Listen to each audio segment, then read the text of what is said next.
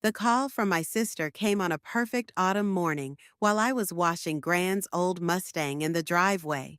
That car meant everything to me, not just because it was a cherry red 1965 classic that turned heads wherever I went, but because it was the last gift Gran gave me before she passed. Sylvia? Callie's voice had that sugary sweet tone she only used when she wanted something. You're my favorite big sister. I'm your only sister, I replied, running the chamois over the hood one last time. What's up? I've been thinking about what Gran would have wanted for us. You know, spreading our wings, living life to the fullest. I smiled, remembering Gran's actual words. Look after your sister, Sylvia. She's got a heart of gold but the impulse control of a magpie in a jewelry store. That was Gran, always wrapping hard truths in humor. Callie, just say what you want. Well, I was wondering if maybe we could revisit the whole estate arrangement. I mean, I'm 28 now, not some kid who needs managing. I sighed, setting down my cleaning supplies. We've been over this. Gran made me executor for a reason. The monthly allowance is more than fair. But Eli and I have been planning this amazing trip. With what money? I interrupted, already knowing where this was heading. We've been saving. Well, sort of. Look, can't you just release some of my inheritance early? Please? I leaned against the Mustang's warm hood. That's not how this works. Gran structured it this way to protect you, and honestly, to protect the money from you. You always act so superior just because Gran trusted you more. Callie's sweet tone vanished. It's not fair that you get to control everything. I'm not controlling everything. I'm following Gran's wishes. There's a difference. Whatever. I have to go. Eli's waiting. The call ended abruptly, and I stood there in my driveway, water dripping from the chamois onto my sneakers. My phone buzzed with a text from Dad. Callie just called. Go easy on her? I texted back, always do. That evening, I sat in Gran's study, now my home office, reviewing estate paperwork with Elisa, my lawyer and friend. The room still smelled like Gran's lavender hand cream. Everything's in order, Elisa said, shuffling through documents. The trust is secure, and you're managing it exactly as your grandmother intended.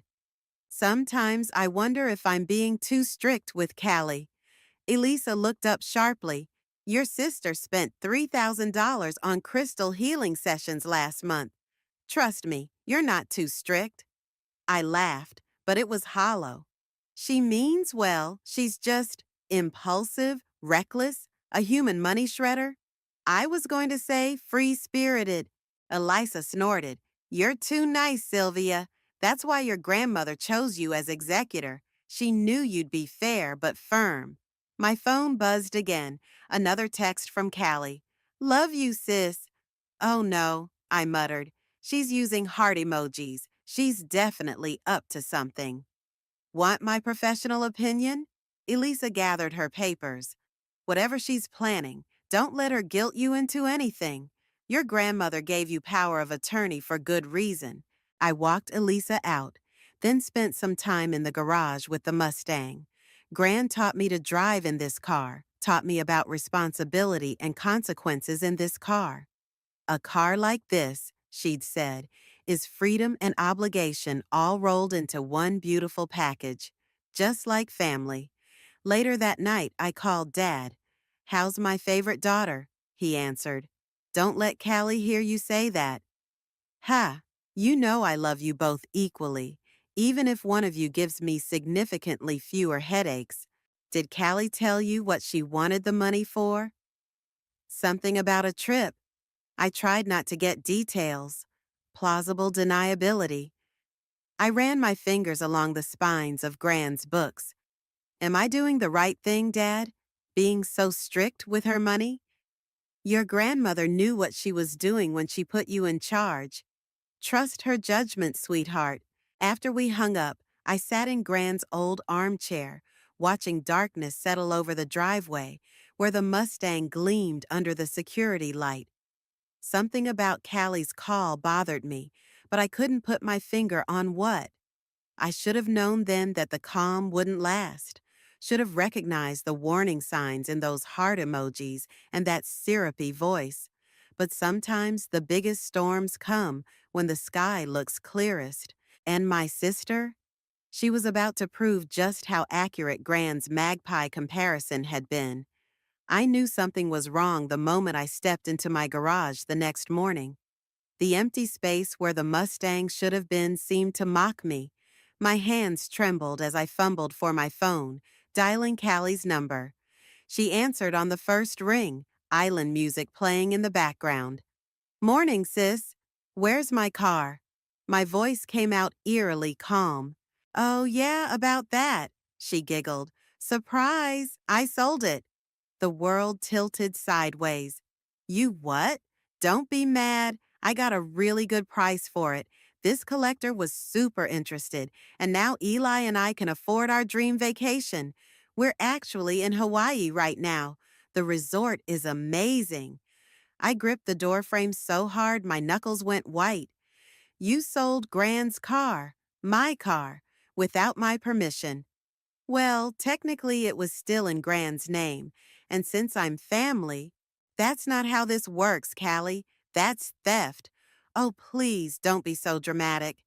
I heard Eli's voice in the background, followed by clinking glasses. "You never even drove it anymore." "I drove it yesterday," I was shouting now. "I literally washed it yesterday." "Look, what's done is done. And honestly, you should thank me. That car was just sitting there most of the time, and now it's helping me live my best life. Isn't that what Gran would have wanted?" I laughed, but there was no humor in it. "Gran would have wanted you to stop acting like an entitled brat and grow up." "Wow." Callie's voice went cold. "You know what? You're just jealous because I'm actually doing something exciting with my life, while you sit around playing accountant with everyone else's money. Gran's dead, Sylvia. Stop using her as an excuse to control everyone." The line went dead. I stood there, staring at my phone until Dad's car pulled into the driveway. One look at my face and he knew. "What happened?" "She sold the Mustang." The words felt like glass in my throat. "To fund her Hawaiian vacation." Dad's face went from confused to shocked to angry in seconds. "She what? How did she even—" "I'm calling her right now. Don't bother." I walked into the house, Dad following. "She's too busy living her best life to care about little things like Grand Theft Auto." "We'll call the police and have my sister arrested." I sank into Gran's armchair. "That'll make Christmas interesting." Dad ran his hands through his hair. "There has to be something we can do." My phone buzzed with a notification. Callie had posted on Instagram a photo of her and Eli on a beach, cocktails in hand. The caption read, "Sometimes you have to make your own magic happen. Blessed, no regrets. Living my best life." Something inside me hardened. I stood up and grabbed my keys. "I need to see Elisa." "Your lawyer? What are you thinking?" I thought about Gran's words about consequences, about responsibility, about the power of attorney documents sitting in my desk drawer. I'm thinking it's time Callie learned what real control looks like. "Sylvia, don't worry, Dad. I'm not going to do anything illegal." I managed a small smile. "I'm just going to remind my dear sister, who actually holds the purse strings. Just don't do anything your grandmother wouldn't approve of." I touched the empty spot on my key ring where the Mustang's key used to be. "Gran taught me that every action has consequences. Maybe it's time I taught that lesson to Callie." Another notification buzzed. A text from Callie. "The sunset here is gorgeous. You should really learn to live a little, sis." I grabbed my grandmother's power of attorney paperwork from my desk. Callie had always seen it as just another way I controlled her life. She'd never bothered to understand what it really meant, that I had access to every account, every asset, every penny of her inheritance. She'd sold my car to fund her paradise? Fine. Let's see how long paradise lasts when the money runs dry. As I drove to Elisa's office, my phone kept buzzing with more vacation photos from Callie. Each one strengthened my resolve. My sister thought she'd won, thought she'd finally outsmarted her controlling big sister.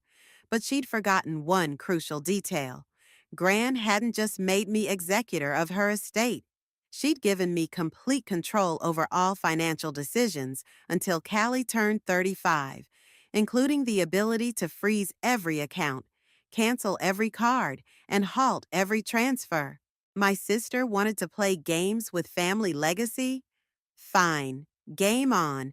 I pulled into Elisa's parking lot, a plan already forming. Callie was about to learn that her Hawaiian paradise came with a price, and the bill was due. She did what? Elisa nearly spilled her coffee across her desk. Please tell me you're joking. I wish. I spread the documents across her desk. Can we freeze everything? Elisa pulled up her computer files, fingers flying across the keyboard. The power of attorney your grandmother left is comprehensive. We can lock down every account connected to the estate. She looked up at me. Are you sure about this? Show me what we can do. For the next hour, Elisa walked me through our options. With each click and signature, I felt a mix of satisfaction and guilt. Credit cards, frozen. Investment accounts, frozen. Monthly allowance, suspended. Elisa checked off each item. The only thing she'll have access to is whatever cash she took with her. My phone buzzed. Another Instagram post from Callie. Helicopter tour booked for tomorrow. Living like royalty. I turned the phone to show Elisa. Looks like she's spending that car money fast. Speaking of which, Elisa pulled out a fresh form. I've already started the paperwork to report the car as stolen. The sale wasn't legal. She had no right to sell it. Can we track down the buyer? Already on it. But Sylvia... Elisa leaned forward, her expression serious. This is gonna get messy. Family feuds always do. She crossed a line, Elisa. She needs to learn. My phone rang. Dad's name flashed on the screen. Hey, Dad. Have you talked to your sister? He sounded worried. Not since this morning. Why? She just called me in tears. Her credit card was declined at some fancy restaurant. I met Elisa's eyes. That was fast. Really? I kept my voice neutral. How strange. Sylvia, what did you do? Nothing illegal, nothing she didn't force my hand into doing. Dad sighed. She's your sister. Yeah, and that car was my inheritance. She can't just... Another call beeped in. Callie. I have to go, Dad. Callie's calling. I switched calls. Yes? What the hell did you do? Callie was practically screaming. We're sitting here with a $400 dinner bill and none of our cards work. Oh no, I said flatly. That must be so embarrassing. Fix this, right now. Like you're going to fix selling my car without permission? That's different. You're literally stranding us here. Funny how actions have consequences, isn't it? I can't believe you're being such a... I heard Eli in the background. Babe, they're saying we need to pay, or they're calling the police. Sounds like you better figure something out, I said. Maybe sell something else that doesn't belong to you. You've lost your mind, Callie's voice cracked. What am I supposed to do? You could try growing up. I ended the call and looked at Elisa, who was trying not to smile. Too harsh? I asked. Personally, I think it's perfect. Professionally, I should advise you to show more restraint. My phone started buzzing with texts. Callie, this isn't funny. Callie, the hotel wants tomorrow's payment. Callie, answer your phone. Callie, you're ruining everything. Then came one from Eli. Hey, this is getting serious. Can we talk? I showed the messages to Elisa. Think they're sweating yet? I'd say so, but what's your end game here? I thought about Gran. about all her lessons on responsibility. She needs to understand that actions have consequences, real ones, not just me lecturing her. And the car? We'll find it. But first, I pulled up my banking app and made a quick transfer. I'm paying for their dinner. Elisa raised an eyebrow. What? I'm teaching her a lesson, not trying to get her arrested. Besides, I smiled as another notification came in. Callie posting a tearful selfie with the caption, "When your sister ruins your dream vacation." I think the message is getting through. You're nicer than I would be, Elisa said, gathering the papers. But what about tomorrow and the next day? Let her sweat it out tonight. Tomorrow we'll talk about conditions for unfreezing the accounts. As if on cue, my phone lit up with a message from Dad. The restaurant called, said someone paid their bill anonymously. Was that you? Maybe, I texted back. You're a good sister, he replied, even when you're being terrible. I looked at the stack of legal documents on Elisa's desk, thinking about Gran's lessons on tough love and responsibility. Callie wanted to act like money was no object? Fine. Let her spend one night learning just how wrong she was. Tomorrow would be soon enough to teach her about redemption. The next morning, I woke up to 37 missed calls and a string of increasingly desperate texts from Callie.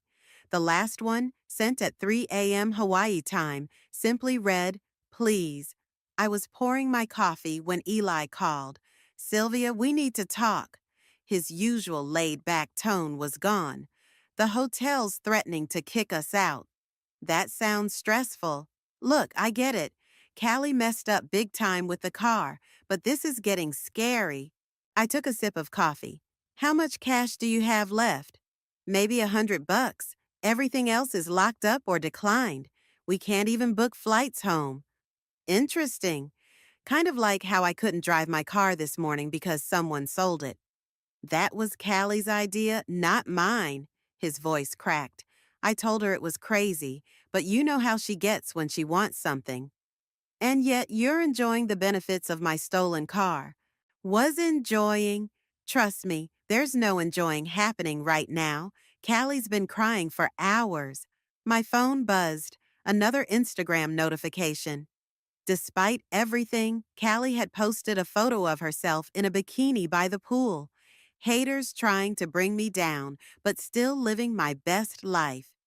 She seems fine to me, I said, showing the photo to Dad, who had just walked in. That's from yesterday, Eli sighed. Right now, she's curled up in bed having a meltdown. The helicopter tour company just charged a cancellation fee we can't pay. Dad mouthed, "Be nice at me." "Put her on the phone," I said. There was rustling, then Callie's voice, small and broken. "Sylvia? Having fun? Please, I'm sorry, okay? I messed up. Just make it stop." Like you can just make my car reappear? "I'll fix it. I'll find the buyer. I'll figure something out." "Actually," I said, "Elisa's already tracking down the buyer. Turns out selling something you don't own is illegal. Who knew?" "Are you going to have me arrested?" "I haven't decided yet." Dad shot me a warning look. "What do you want from me?" Callie's voice cracked. "To admit I was wrong?" "Fine, I was wrong. Is that what you want to hear?" "What I want is my car back. What I want is a sister who doesn't treat family legacy like her personal piggy bank. What I want, guests of room 418, please contact the front desk immediately," a voice announced in the background. "Oh God," Callie whispered. "They're going to kick us out." "Sounds like a problem you created." "Sylvia, please, we don't have anywhere to go." Dad grabbed my phone. "Girls, enough. Callie, what you did was wrong, very wrong. But Sylvia, leaving your sister stranded isn't the answer." "She stranded herself," I said, but my resolve was wavering. "Both of you are acting like children. Your grandmother would be disappointed." That hit home, hard. "Fine," I said, taking the phone back. "Callie, Here's the deal. I'll unfreeze one card, enough to get you home, but there are conditions. Anything, she sniffled. First, you're going to help Elisa track down that car buyer. Every call, every email, whatever it takes. Okay. Second, when you get back, we're having a serious discussion about your spending habits with a financial advisor present. But those are the terms. Take them or enjoy sleeping on the beach. There was a long pause. Fine, deal. One more thing, I added. Delete that last Instagram post. What? Why? Because pretending everything's fine when it isn't is part of your problem. I heard her tapping on her phone. Then, done. Happy? Getting there. Check your messages in 5 minutes. There will be enough on the card for flights home and basic expenses. Nothing else. Thank you, she whispered. After hanging up, I looked at Dad. Was that nice enough? He hugged me. Your grandmother would be proud. Well, mostly. I started the process of unfreezing one card with a limited balance, then checked Instagram one last time. Callie had posted a new photo. No filters, no makeup, just her tear-stained face. Sometimes the hardest lessons come from the people who love you most. Coming home to face the music. Reality. Sorry, sis. It wasn't perfect, but it was a start. My phone buzzed with a text from Elisa. Found the car buyer. Ready to make some calls? I smiled, one battle at a time. Dad cornered me in Grand's study that evening while I was going through old papers. You did the right thing, he said, leaning against the door frame. But maybe not for the right reasons. What's that supposed to mean? He picked up a framed photo from Grand's desk, the four of us at her last birthday. Your grandmother was tough, but she was never cruel. Cruel? Callie sold my car. And you left her stranded in Hawaii. Only for a day, I muttered, shuffling through more papers. Sylvia. Dad's voice had that tone, the one that always made me feel like a kid again. What's this really about? Before I could answer, my phone rang. Elisa, the buyer's willing to meet, she said without preamble. Tomorrow morning. That's fast. Apparently, he's not thrilled about buying a car with questionable ownership, wants to resolve this quietly. Dad watched as I hung up. Want me to come with you? I'm not a child, Dad. No, but you are angry and hurt and a loud thump from upstairs interrupted him. We both froze, listening. Did you hear that? I whispered. Another thump, followed by the distinct sound of drawers opening. We crept upstairs to find Grand's bedroom door ajar. Inside, papers and photos were scattered across the floor, and standing amid the chaos was Callie. What are you doing here? I demanded. You're supposed to be in Hawaii. She spun around, eyes red and puffy. We got an earlier flight. By breaking into the house? I still have a key. She held up a stack of papers. I was looking for something. In Grand's bedroom, at night? Her diary. Callie's voice cracked. The one she wrote the last year. I needed to understand. Dad stepped between us. Girls, understand what? I cut him off. That actions have consequences? That why she trusted you more than me? Callie threw the papers down. Why she made you executor? Why she gave you the car? Why she... Because I was responsible. Because I didn't sell family heirlooms for vacation money. No, you just used them to control everyone else. Enough! Dad's voice boomed through the room. Both of you, sit down now. We sat on Grand's bed, as far apart as possible. Your grandmother, Dad said quietly, loved you both equally, but differently, because you are different people. He picked up one of the scattered photos, Grand teaching me to drive the Mustang. Sylvia, she gave you responsibility because you showed you could handle it. But sometimes, he gave me a pointed look. Responsibility without compassion becomes control. But she, And Callie, he turned to my sister. She tried to protect you because she saw herself in you. The same free spirit, the same impulsiveness. She wanted you to learn the lessons it took her a lifetime to understand. Callie wiped her eyes. I just wanted, I don't know what I wanted. To prove you didn't need protecting? I suggested, softer now. She nodded. Dad picked up Gran's diary from the floor. Maybe instead of searching for answers in here, you two should talk to each other. I'm sorry, Callie whispered. About the car. About everything. I just. Sometimes it feels like everyone's moving forward except me.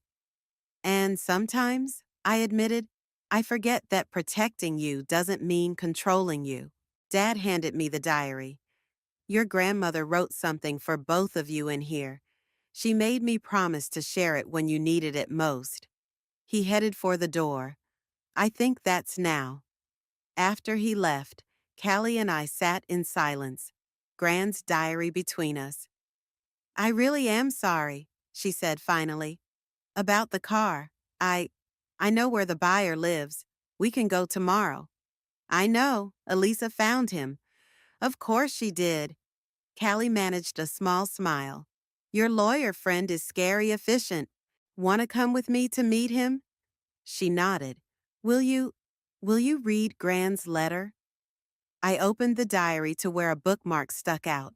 Gran's familiar handwriting filling the page. To my girls, I read aloud, who are more alike than either will ever admit. Callie moved closer, and for the first time since this all began, I felt the anger start to fade. Maybe Dad was right. Maybe Gran's lessons weren't just about responsibility and consequences. Maybe they were about finding the balance between protecting someone and setting them free. I continued reading, Gran's words filling the room like a warm embrace, bridging the gap between sisters who'd forgotten how to understand each other. My dearest girls, I continued reading Gran's letter, my voice catching. By the time you read this, you'll have probably driven each other half crazy. Callie let out a wet laugh. She knew us too well. Sylvia, my practical one, I read. You've always carried the weight of responsibility like a shield. But shields can become walls if we're not careful. Sometimes protecting those we love means letting them fall. I felt Callie's eyes on me, but kept reading. And Callie, my free spirit, you shine so bright it sometimes blinds you to the shadows you cast. Freedom without wisdom is just another kind of prison. God, Callie whispered, how is she still lecturing us from beyond the grave? The Mustang, I continued, my hands shaking slightly, was never just a car. It was a lesson. Sylvia, I gave it to you because you needed to learn that some things are worth more than being right. And Callie, I didn't give it to you because you needed to learn that some things can't be bought. Well, Callie said quietly, I definitely learned that lesson now. I turned the page. I've watched you both grow into amazing women, but you're still learning how to be sisters. Sylvia, your sister needs your guidance, not your judgment. And Callie, your sister needs your joy, not your rebellion. Tears splashed onto the page. I wasn't sure if they were mine or Callie's. There's more, I said, wiping my eyes. In my desk drawer, there's a box with 2 keys, one for each of you, because sometimes the best way to learn to share is to have something worth sharing. Callie sat up straighter. 2 keys? We rushed downstairs to Gran's study. The drawer stuck, like always, but when I yanked it open, there was the box, exactly where she said it would be. Inside, 2 identical Mustang keys lay on faded velvet. She meant for us to share it, I said softly. All this time, and I sold it. Callie's face crumpled. I ruined everything. My phone buzzed. Elisa confirming tomorrow's meeting with the buyer. Not yet, you haven't. I handed her one of the keys. Come with me tomorrow. Help me get it back. And then what? And then we learned to share, like Gran wanted. Callie turned the key over in her hands. I don't deserve this. Probably not, I agreed. But Gran thought you would, eventually. That's good enough for me. She hugged me suddenly, fierce and tight. I'm so sorry, Sylvia. For everything. I know. I hugged her back. I'm sorry, too, for being more warden than sister sometimes. You were just doing what Gran asked. No, I pulled back to look at her. I was doing what was easy, not what was right. Controlling is easier than teaching. Callie picked up the diary again. P.S. She read, if you're reading this because one of you did something spectacularly stupid, remember, family isn't about keeping score, it's about keeping faith. We both laughed through our tears. She really did know us too well, I said. Think we can live up to what she wanted for us? We can try. I looked at the two keys. Starting tomorrow, together. Callie nodded, then frowned at her phone. Eli's been texting. He wants to know if I'm okay. Are you? Getting there. She typed a quick response. I told him I'm staying here tonight. That okay? Of course. I gestured to Gran's room. But maybe we should clean up the mess you made first. We spent the next hour putting Gran's room back in order, sharing memories as we sorted through photos and papers. Each one seemed to hold a lesson we'd missed before. Look at this one. Callie held up a photo of us as kids, both trying to sit in the Mustang's driver's seat at once. We were literally fighting over it even then. Some things never change, but some things do, she said quietly. Or they can, right? I thought about Gran's words about shields becoming walls, about freedom and wisdom. Yeah, I said, putting the photo back in its frame. They can. Tomorrow we'd face the buyer, try to get the Mustang back. It wouldn't be easy, and it wouldn't fix everything. But for the first time since this whole mess started, I felt like we were on the right path. Gran had given us more than just a car. She'd given us a chance to be better, better sisters, better people. We'd just been too busy fighting to see it, until now. The buyer's house was exactly what you'd expect from a classic car collector, a sprawling property with a massive garage that probably held more automotive history than most museums. Callie gripped my arm as we walked up the driveway. What if he won't sell it back? She whispered. Then we'll figure something else out, I said, squeezing her hand. Elisa met us at the door, all business in her suit. Ready? The buyer, Marcus, was a man in his 60s with oil-stained hands and sharp eyes. The Mustang sat behind him in his garage, looking somehow both at home and out of place among his other classics. Ladies, he nodded, wiping his hands on a rag. Quite a situation we have here. I'm so sorry, Callie blurted out. I had no right to sell you the car. He raised an eyebrow. No, you didn't. Could have saved us all some trouble if you'd thought of that earlier. Mr. Marcus, Elisa stepped forward. We're prepared to refund your purchase price, plus reasonable compensation for your time and trouble. Are you now? He walked over to the Mustang, running his hand along its hood. Thing is, I've grown rather attached to this beauty. Don't often see one in this condition, with this history. My heart sank, but Callie spoke up. That history is exactly why we need it back, she said. Our grandmother, Margaret? Marcus turned sharply. This was Margaret's car? We stared at him. You knew our grandmother? I asked. He laughed. Knew her? She beat me in 3 straight races back in '69. Taught me more about cars in one afternoon than I'd learned in years. His expression softened. She still had this beauty when she passed. She left it to me, I said. To us, actually. We just didn't know that part until recently. Marcus looked at Callie. And you sold your grandmother's car for, what was it again? A vacation, she said quietly. I know how that sounds. Sounds like you needed to learn a lesson. He smiled slightly. Margaret was big on those. Trust me, Callie said. Lesson learned. Marcus walked around the car slowly, thinking. Tell you what, I'll sell it back. At my purchase price, no markup. Really? Callie's face lit up. On one condition. He pointed at both of us. You two come back next month for my classic car rally. Margaret always said this car was meant to run, not sit. Deal, we said in unison. While Elisa handled the paperwork, Marcus showed us around his collection, telling stories about Gran that had us alternating between laughter and tears. She was something else, your grandmother, he said, watching as I handed Callie the keys. First time driving at home? Callie shook her head. Sylvia should. No, I interrupted. You drive. I'll navigate. The look on her face was worth every penny we'd spent getting the car back. As we pulled out of Marcus's driveway, Callie handling the Mustang like it was made of glass, my phone buzzed. A text from Eli.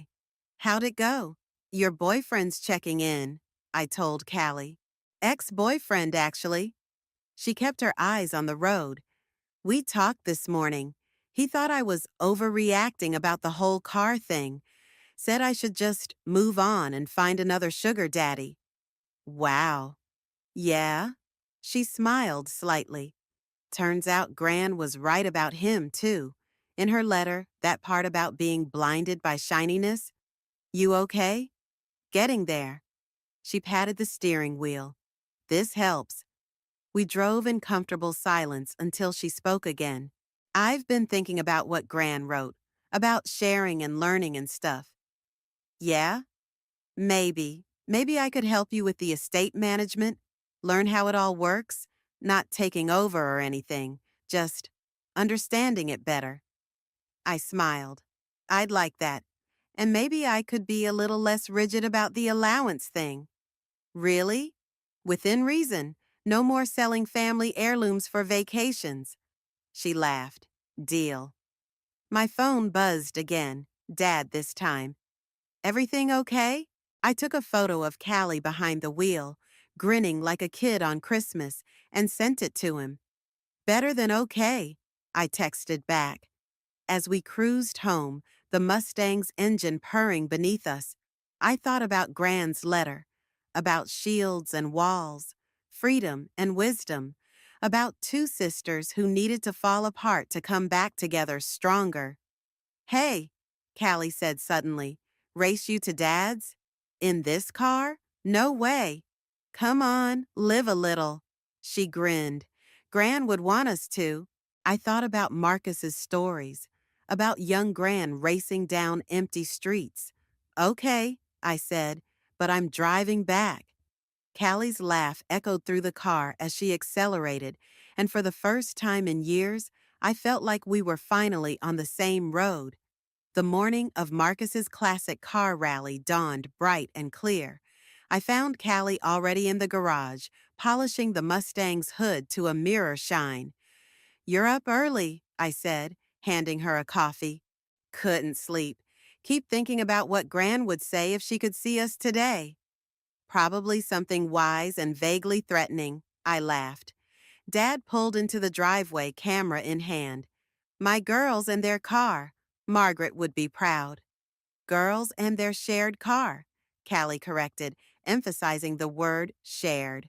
Though Sylvia does most of the driving since I'm busy with estate management training. Speaking of which, I pulled an envelope from my pocket. I have something for you. Inside was a printed statement showing Callie's new monthly allowance, significantly higher than before. But, she stared at the number, I thought we agreed. You've earned it. 3 months of perfect attendance at financial planning meetings, helping with estate paperwork, even setting up that investment portfolio. Under your supervision, she added quickly. Under my guidance, I corrected. There's a difference. Dad snapped a photo of us hugging over the hood of the Mustang. Come on, he said. You'll be late for the rally. The drive to Marcus's place was everything Gran would have wanted. 2 sisters, 1 classic car, and an open road. Callie handled navigation while I drove, just like we'd been practicing. Marcus met us at the entrance, beaming. Margaret's girls and Margaret's car, He peered inside. You've kept her in perfect condition. We take turns, Callie explained. Sylvia handles maintenance. I handle cleaning. We split driving duties. And how's that working out? I smiled. Better than expected. Much better, Callie agreed. As we lined up for the rally's start, Marcus handed us a folded note. Found this in some old papers. Think Margaret would want you to have it. It was a faded photo of Gran in the Mustang, young and fierce behind the wheel. On the back, she'd written, "Some roads are better traveled together." Ready? I asked Callie, starting the engine. Actually, she got out and walked around to my door. Your turn to navigate. I want to drive. You sure? You've been practicing for this. Gran said some roads are better traveled together. She held out her hand. I want to show you what I've learned.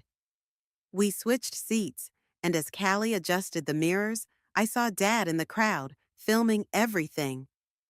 Hey, I said softly.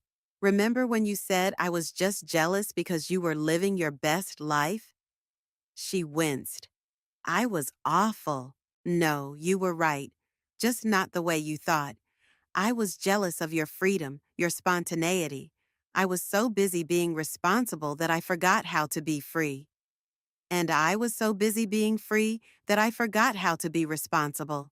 She gripped the steering wheel. But now we're both learning. The starting flag dropped. Callie handled the Mustang perfectly, taking each turn exactly as we'd practiced. I called out directions, trusting her completely for the first time. We didn't win the rally, didn't even come close. But crossing the finish line, Callie grinning like mad and me cheering beside her, felt better than any victory. Marcus met us at the end, laughing. Margaret would have loved that. Both of you, working together, trusting each other. That's what she wanted all along, I realized. Not for me to control Callie or for Callie to rebel against me. She wanted us to find our balance, Callie finished. Dad joined us, showing off the photos he'd taken. In every single one, we were smiling, laughing, looking like sisters instead of rivals. One last surprise, Marcus said, handing us each a small trophy. Not for winning the race, for best exemplifying the spirit of classic car culture, sharing the joy across generations. Later, as we drove home with our trophies on the dashboard, Callie said, "You know what's weird? I don't even miss Hawaii anymore." No, this is better. Being here, learning all this, sharing the car. It's like getting to know Gran all over again, through you. I reached over and squeezed her hand. Through us. The Mustang's engine hummed beneath us, a sound that had become less about power and more about connection, not just to Gran, but to each other. So, Callie said as we pulled into our driveway, same time next rally, I looked at my sister, really looked at her, and saw what Gran must have seen all along. Not just the impulsive free spirit or the responsible executor, but something better, two parts of the same whole. Wouldn't miss it, I said, partner.